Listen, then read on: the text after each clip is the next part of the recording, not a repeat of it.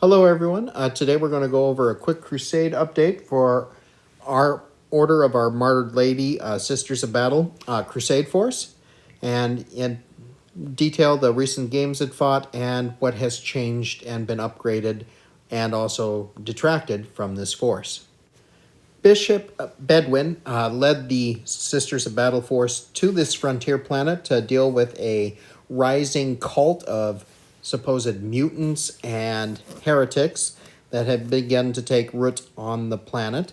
And their first action, they went right on in and engaged the cult.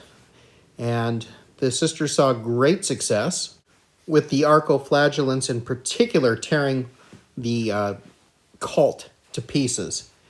As it was, the sisters were able to easily mop up the Gene Stealer cult infection. However, Bishop Bedwin was gunned down and injured by a pistol-wielding assassin that popped up behind him, and was also then able to subsequently escape the destruction of the cult. With the cult now located, a strong strike force was sent in to try to eradicate the cult's leaders and assassinate them. The cult threw improvised, weaponized vehicles known as technicals at the Sisters of Battle as they advanced. However, the suits were able to deal with it quite handily. Concentrated multi-melta fire, as well as fire from the heavy flamer on the Paragon warsuits, saw the vehicle destroyed and a number of cultists burning, leaping for cover. The main sister squads advancing behind the Paragon warsuits were then able to quickly mop up most of the cult forces and score impressive initial gains. However, they did run into trouble when they ran into a number of IEDs placed by a cunning saboteur, and between that and some of the psychic lashing that the cult leader was able to unleash on the Paragon warsuits, two of the suits were dropped.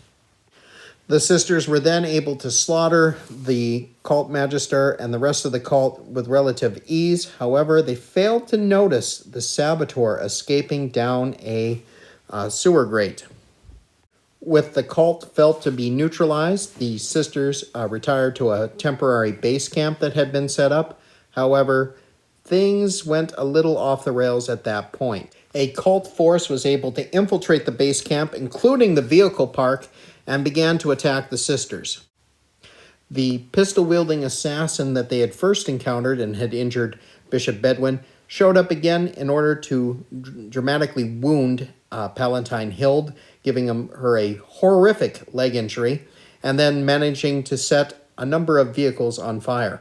The saboteur who escaped their assassination mission previously was also able to destroy a number of vehicles. Cult forces were eventually driven off. However, the cost had been quite high. Far from being over, the war against the cult had only just begun.